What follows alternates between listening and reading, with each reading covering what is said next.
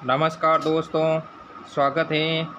आज हम इस वीडियो में NMMS 2024 और 25 में जो भी 24 के लास्ट में एग्ज़ाम होने वाले हैं उससे संबंधित हम साइंस की जो टॉपिक वाइज MCQ यानी कि शुरू कर रहे हैं उसका सीरीज नंबर फर्स्ट आज हम शुरुआत करते हैं। यानी कि आपको टॉपिक वाइज साइंस के क्वेश्चन मिलने वाले हैं। तो ये देखो, तो आपको वीडियो एंड तक देखना है और चैनल को सब्सक्राइब नहीं किया तो चैनल को सब्सक्राइब कर ले और बेल आइकन को प्रेस कर दीजिए। तो देखो, आज हम पहला टॉपिक क्या है, कोशिका। पहला टॉपिक क्या है, कोशिका। तो कोशिका से संबंधित आज हम पूरे क्वेश्चन जो भी इस टॉपिक से जो भी क्वेश्चन बन रहे उसका हम अध्ययन करने वाले। यानी कि इससे जो भी इम्पोर्टेंट क्वेश्चन बन जाते हैं वो पूरे क्वेश्चन इसमें आ जाएंगे। इससे बाहर अपन को कुछ नहीं जाने वाला। यानी आप सबसे पहले टॉपिक को पढ़ लें, फिर इसके बाद में इस क्वेश्चन को निकाल दें, उसके अलावा कोई पढ़ने की ज़रूरत नहीं रहेगी। तो सबसे पहला क्वेश्चन क्या कह रहा है, कोशिका का। यानी कि कोशिका के मतलब कोशिका का जो कौन सा कोशिकांग है, यानी कि कोशिका के अनेक कोशिकांग होते हैं, इनमें से कौन सा कोशिकांग है उसे पावरहाउस कहते हैं। ये हमारा शक्ति ग्रह कहते हैं। यानी कि मुख्य भूमिका पावरहाउस के रूप में ये हमें ऊर्जा प्रदान करता है। तो ऊर्जा प्रदान करने वाला कौन सा है आप बताइए। तो पहला है राइबोसोम, सेकंड है माइटोकॉन्ड्रिया और थर्ड है गोल्जी बॉडी। तो ये कौन सा निकलेगा आपको।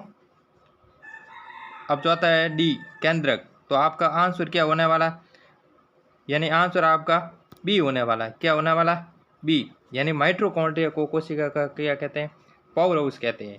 तो माइटोकॉन्ड्रिया को कोशिका का क्या कहते हैं, पावर हाउस कहते हैं।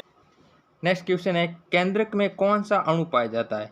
यानी केंद्रक है उसमें कौन सा कोशिका के अंदर कोशिका ध्रुव होता है, कोशिका ध्रुव में केंद्रक पाया जाता है। और केंद्रक में क्या पाया जाता है, केंद्रक में देखो, केंद्रक में DNA होता है या फिर RNA होता है या फिर प्रोटीन होता है। तो कौन सा होगा, या फिर लिपिड होता है। तो आप बताइए इसमें कौन सा होगा।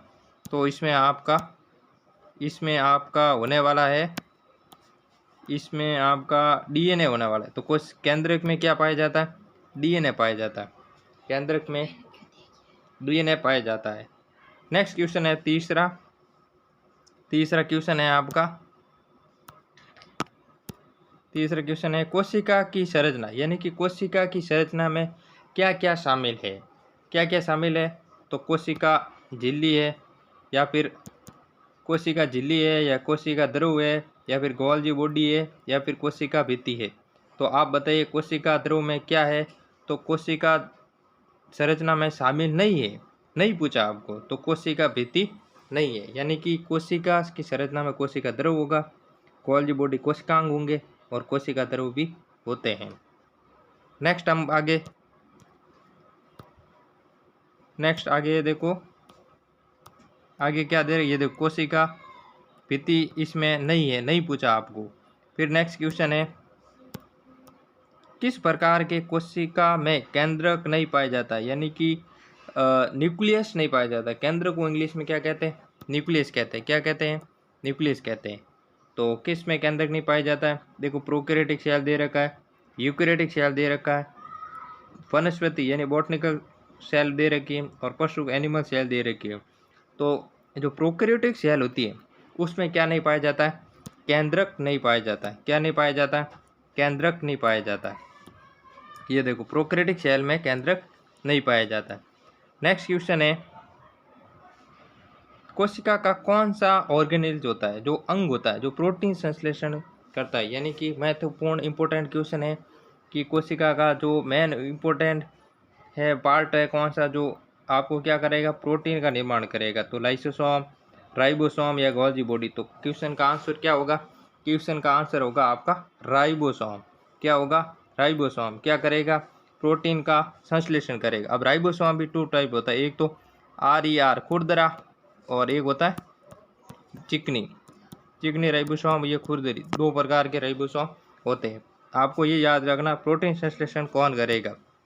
कोशिका झिल्ली का मुख्य कार्य क्या है। जो सेल मेम्ब्रेन होती है, सेल मेम्ब्रेन है, उसका मुख्य कार्य क्या है, ऊर्जा उत्पादन करना होता है, या फिर आनुवांशिक सामग्री है उसको इकट्ठा करना होता है, या फिर कोशिका के अंदर और बाहर पदार्थ को नियमन करना, कौन सा होगा? तो कोशिका झिल्ली का आपका आंसर होने वाला है कोशिका के अंदर और बाहर पदार्थों का क्या करेगा? नियंत्रण करेगा। क्या करेगा? पदार्थों को नियंत्रण करेगी। कौन करेगी? कोशिका झिल्ली।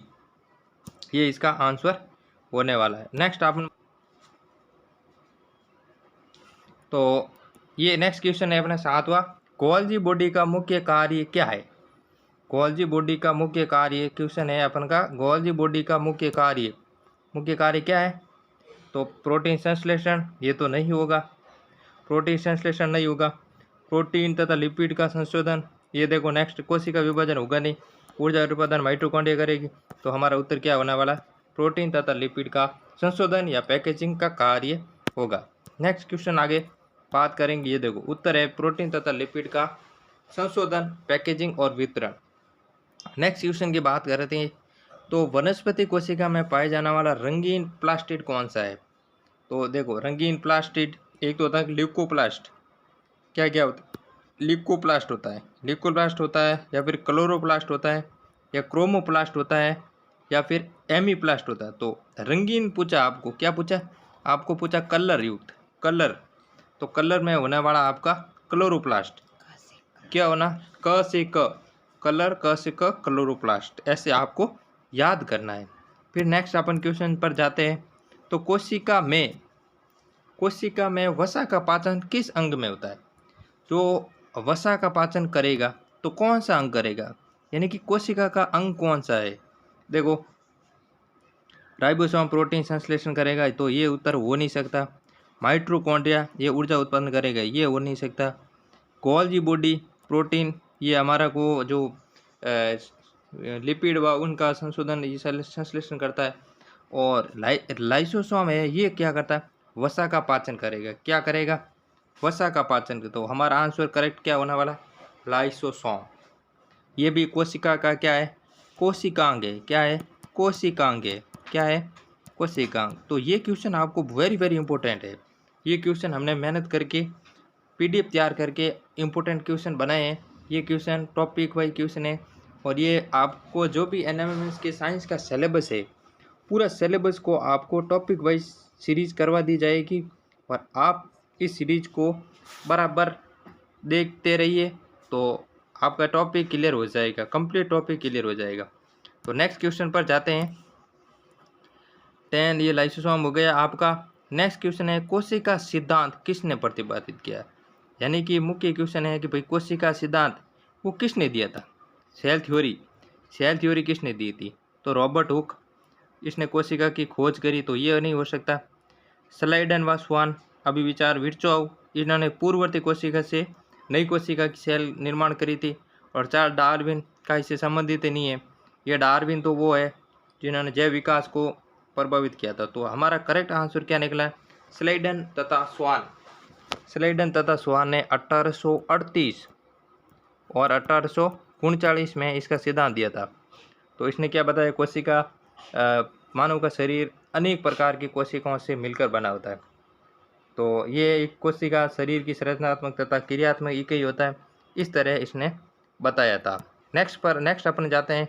ये देखो स्लाइडन तथा स्वान इसका आंसर हो गया। अब नेक्स्ट क्वेश्चन है कौन सा कोशिकांग जो ऑर्गेनिजम्स होता है जो आनुवंशिक सामग्री यानी जेनेटिक मटेरियल को संग्रहित करता है? जेनेटिक मटेरियल को कौन संग्रहित करता है? तो देखो राइबोसोम तो प्रोटीन का संश्लेषण करेगा, तो ये होगा नहीं। माइटोकॉन्ड्रिया उत्पादन करेगा, ये होगा नहीं। केंद्रक ऑर्गेन आनुवंशिक संग्रह, तो आपका लाइसोसोम ये पाचन करेगा, लाइसोसोम अपघटन का कार्य करेगा। तो हमारा करेक्ट आंसर क्या होगा? केंद्रक होने वाला। न्यूक्लियस होता है, तो केंद्रक क्या करता है? आनुवंशिक जो जेनेटिक मटेरियल होता है उनको संग्रहित करे। तो हमारा करेक्ट आंसर क्या निकलने वाला है? केंद्रक होने वाला है। क्या होने वाला? केंद्रक। हम नेक्स्ट क्वेश्चन पर जाते हैं। इसका आंसर केंद्रक हो गया। अब आगे क्वेश्चन है किस प्रकार की कोशिका में कोशिका भित्ति पाई जाती है, यानी कि सेल वॉल पाई जाती है? एनिमल सेल में हमारा देखो एनिमल सेल है, तो इसमें एनिमल सेल में सेल वॉल एब्सेंट होती है। क्या होती है? अब्सेंट होती है, बॉटनिकल सेल में प्रेजेंट होती है, बैक्टीरिया सेल में भी प्रेजेंट होती है। तो हमारा करेक्ट आंसर क्या होगा? बी होगा। क्या होगा? बी और सी दोनों होंगे, यानी कि बी में वानस्पतिक सेल होगी और बैक्टीरिया सेल दोनों होने वाली है। नेक्स्ट क्वेश्चन है हमारा, इसका आंसर बी और सी हो गया। नेक्स्ट क्वेश्चन है कि क्लोरोप्लास्ट में कौन सा वर्णक पाया जाता है? जो क्लोरोप्लास्ट होता है उसमें कौन सा वर्णक पाया जाता है? कैरोटीन होता है, या फिर जेंथोफिल होता है, या फिर क्रोमोप्रोटीन होता है, या फ्लेवोनोइड्स होता है? तो इसका आंसर क्लोरोप्लास्ट में क्लोरोफिल होता है। क्या होता है? जो हरित लवक में क्या पाया जाता है? क्लोरोफिल पाया जाता है। क्या पाया जाता है? क्लोरोफिल पाया जाता है। नेक्स्ट क्वेश्चन पर बात करते हैं क्लोरोफिल। 14 क्वेश्चन है, प्रोकैरियोटिक कोशिका में डीएनए कहाँ पाया जाता है? जो प्रोकैरियोटिक सेल दो प्रकार की होती है, आपको पता ही है। एक तो होती है प्रोकैरियोटिक सेल और दूसरा होती है यूकैरियोटिक सेल। तो अब आपने पूछा है कि प्रोकैरियोटिक सेल में डीएनए कहाँ होता है? जो अनुवांशिक केंद्र होता है वो कहाँ होता है? तो वो आपको न्यूक्लियस इसमें नहीं होगा, साइटोप्लाज्म में होगा, और माइटोकॉन्ड्रिया में नहीं होगा। इसमें केंद्र का डीएनए होता है, लेकिन साइटोप्लाज्म होता है उसमें होता है। तो आपका आंसर क्या होने वाला है? साइटोप्लाज्म, यानी कि बी आपका आंसर होने वाला है। नेक्स्ट 15वां क्वेश्चन है आपका कि कोशिका में सूक्ष्म नलिका माइक्रोट्यूबुलस किसके लिए जिम्मेदार होती है? माइक्रोट्यूबुलस होती है वो किसके लिए जिम्मेदार होती है? ऊर्जा उत्पादन के लिए जिम्मेदार होगी, या फिर प्रोटीन संश्लेषण के लिए जिम्मेदार होगी, या फिर आपके कोशिका की संरचना या आकार पर जिम्मेदार होगी, या फिर सेल विभाजन के लिए जिम्मेदार? तो हमारा इसका आंसर होगा कोशिका संरचना तथा आकार पर निर्भर करेगी। ठीक है। नेक्स्ट क्वेश्चन है आपका, प्लाज्मा झिल्ली यानी कि प्लाज्मा मेम्ब्रेन का मुख्य घटक क्या है? मेन घटक क्या है? तो इसका घटक आपका प्रोटीन तो नहीं होने वाला है, लिपिड होने वाला है, कार्बोहाइड्रेट घटक नहीं होने वाला, विटामिन नहीं होना। तो उत्तर यह हो गया होगा लिपिड है। क्या है? बी इसका करेक्ट आंसर लिपिड होगा। नेक्स्ट क्वेश्चन है हमारा, किस कोशिका अंग को आत्महत्या की थैली कहते हैं, यानी कि सुसाइड बैग किसे कहते हैं? तो देखो, माइटोकॉन्ड्रिया तो आपका होगा नहीं, सुसाइड बैग आपको पूछा है आंसर। तो माइटोकॉन्ड्रिया क्यों नहीं होगा? क्योंकि ये तो क्या करता है? ऊर्जा उत्पादन करता है। लाइसोसोम ये आपका वो पाचन के करते, गोल्जी का ये क्या करता है? ये एक दो मतलब श्वसन का कार्य करेगा। राइबोसोम क्या करेगा? प्रोटीन संश्लेषण करेगा। तो उत्तर हमारा क्या करेगा? अपघटन का कार्य करेगा। तो ये हमारा राइट आंसर बी हो गया। नेक्स्ट क्वेश्चन, कोशिका के किस अंग का कार्य प्रोटीन निर्माण के बाद उसे संशोधन और पैकेजिंग का कार्य भी करता है? यानी कि गोल्जी बॉडी है, राइबोसोम तो आपको पता है, अभी बताया आपको कि ये क्या करेगा? प्रोटीन संश्लेषण करेगा। माइटोकॉन्ड्रिया क्या करेगा? ऊर्जा उत्पादन करेगा। अब लाइसोसोम क्या करेगा? अपघटन पाचन का कार्य करेगा। तो गोल्जी बॉडी है वो, गोल्जी बॉडी क्या करेगा? ये प्रोटीन का निर्माण के बाद जो प्रोटीन निर्माण होगा, राइबोसोम प्रोटीन निर्माण करेगा, लेकिन उसका संशोधन तथा जो पैकेजिंग का कार्य क्या करेगा? गोल्जी बॉडी करेगा। क्या करेगा? कौन करेगा? गोल्जी बॉडी करेगा। तो इसका सही आंसर होने वाला है सी, इसका सही आंसर है। अब देखो नेक्स्ट क्वेश्चन है, कौन सा कोशिकांग एटीपी ऊर्जा का उत्पादन करता है? एटीपी एक किसके रूप में होता है? ऊर्जा के रूप में। किसके रूप में होता है? ऊर्जा के रूप में। तो इसका कौन करेगा? देखो, लाइसोसोम तो पाचन वो अपघटन का कार्य करेगा, राइबोसोम नहीं करेगा, ये पैकेजिंग का कार्य करेगा। तो करेगा कौन? माइटोकॉन्ड्रिया करेगा। क्या करेगा? माइटोकॉन्ड्रिया क्या करेगा? एटीपी ऊर्जा का क्या करेगा? उत्पादन करेगा। ठीक है। नेक्स्ट क्वेश्चन हम जाते हैं, माइटोकॉन्ड्रिया का मुख्य कार्य। अभी आपको बताया कि माइटोकॉन्ड्रिया का मुख्य कार्य क्या है? कार्बोहाइड्रेट संश्लेषण है, या फिर लिपिड संश्लेषण है, या ऊर्जा उत्पादन है, या फिर प्रोटीन निर्माण? प्रोटीन निर्माण तो होगा नहीं, आप ही को पता है कि ये क्या करेगा? राइबोसोम करेगा। लिपिड का संश्लेषण करेगा नहीं, ये भी राइबोसोम। प्रोटीन और लिपिड राइबोसोम हो गए, और कार्बोहाइड्रेट करे नहीं, तो आपका क्या करेगा? ऊर्जा उत्पादन कौन करेगा? माइटोकॉन्ड्रिया ऊर्जा उत्पादन करेगा। नेक्स्ट क्वेश्चन, आपका नेक्स्ट क्वेश्चन है कि लाइसोसोम का निर्माण किसके द्वारा किया गया? लाइसोसोम का निर्माण कौन करेगा? लाइसोसोम का निर्माण राइबोसोम नहीं करेगा। तो इसका उत्तर नहीं होने वाला। गोल्जी काई है या माइटोकॉन्ड्रिया या फिर केंद्र। तो उत्तर इसका करेक्ट होने वाला है बी की आंसर, यानी कि गोल्जी उपकरण किसका निर्माण करेगा, गोल्जी काई है वो लाइसोसोम का निर्माण करने वाला है। नेक्स्ट क्वेश्चन है, कोशिका के अंग, किस अंग को प्रोटीन फैक्ट्री कहते हैं। अभी आपको पता है तो इसका आंसर आपको देना है। प्रोटीन की जो प्रोटीन उत्पादन कौन करता है, प्रोटीन का उत्पादन कौन करेगा, क्या माइटोकॉन्ड्रिया करेगा, क्या राइबोसोम करेगा, नहीं, क्या लाइसोसोम करेगा। तो गोल्जी काई, आपको क्या उत्तर देना है इसका, क्या देंगे आप उत्तर, तो इसका उत्तर क्या होने वाला, राइबोसोम इसका करेक्ट आंसर होने वाला है। इसके अलावा इसका राइबोसोम जो प्रोटीन और लिपिड का क्या करेगा, संश्लेषण करेगा, तो माइटोकॉन्ड्रिया ऊर्जा उत्पन्न करेगा, लाइसोसोम उपकरण गोल्जी काई पैकेजिंग का कार्य करता, तो लास्ट में यही बचा आपका उत्तर, तो इसका करेक्ट आंसर राइबोसोम हो गया। तो आपको ये आंसर देना है।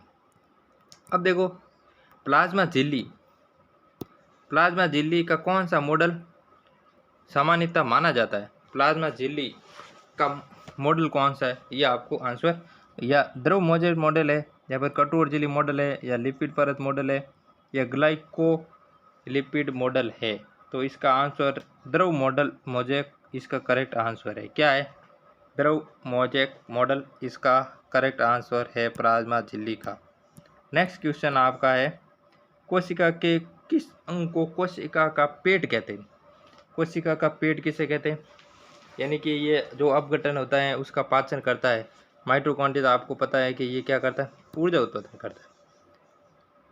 क्लोरोप्लास्ट ये मतलब वर्णक के रूप में होता है। गोल्जी उपकरण ये डीएनए पैकेजिंग का कार्य करेगा, तो अंत में ये क्या करेगा, पेट, पेट में क्या होगा, पाचन होगा। तो इसका आंसर लाइसोसोम हो गया। ठीक है, नेक्स्ट क्वेश्चन है आपका, क्लोरोप्लास्ट क्या कार्य है, क्लोरोप्लास्ट का कार्य क्या, आप क्लोरोप्लास्ट का कार्य देखो, प्रोटीन संश्लेषण का कार्य कौन करेगा, राइबोसोम करेगा। ऊर्जा उत्पादन कौन करेगा, माइटोकॉन्ड्रिया करेगा। लिपिड संश्लेषण कौन करेगा, राइबोसोम करेगा। तो आखिर उत्तर क्या होने वाला है, प्रकाश संश्लेषण। क्लोरोप्लास्ट क्या करेगा, प्रकाश का क्या करेगा, संश्लेषण करेगा, जिससे क्या होगा, ऊर्जा मिलेगी। तो ये आपका आंसर 25वें का आंसर हो गया। तो आप इसी तरह 25 क्वेश्चन हमने इस टॉपिक से, जो सेल का टॉपिक है, सेल के टॉपिक से हमने कितने क्वेश्चन, 25 क्वेश्चन करा दिए। कितने क्वेश्चन, 25। अब इन 25 क्वेश्चनों में से मेरे को नहीं लगता है कि एनएमएमएस से संबंधित इससे अलग कोई क्वेश्चन आने वाला है, इससे टॉपिक से अलग कोई क्वेश्चन नहीं आने वाले हैं। जब हमारी ये सीरीज़ पूरी हो जाएगी, हम प्रत्येक जो आरबीसी जो एनएमएमएस के एग्ज़ाम होता है उससे संबंधित जो भी क्वेश्चन आने वाले हैं, यानी इस टॉपिक से, तो वो क्वेश्चन पूरे आ गए हैं। और इसी तरह हम इस एनएमएमएस एग्ज़ाम साइंस का जो भी है, मतलब साइंस का जो भी टॉपिक है, अगर टॉपिक में जो भी आने वाला है, यानी कि साइंस में जो भी क्वेश्चन बनेगा वो इससे बाहर नहीं बनने वाला है। और पूरे टॉपिक आपको करा दिए जाएंगे, पूरे टॉपिक आपको। इसी तरह हम सोशल साइंस यानी सामाजिक की भी शुरुआत करने वाले हैं, और जो मैथ का सिलेबस है उससे संबंधित भी हम शुरू करने वाले हैं। तो आप हमारे चैनल पर जुड़ जाइए, और रेगुलर क्लास से स्टार्ट हो गई हैं, ये टॉपिक वाइज आपको सीरीज़ मिलने वाली। तो आप चैनल को सब्सक्राइब कर दीजिए और बेल आइकन प्रेस कीजिए, जो भी आपको नोटिफिकेशन है इस माध्यम से आपको मिलने वाली है।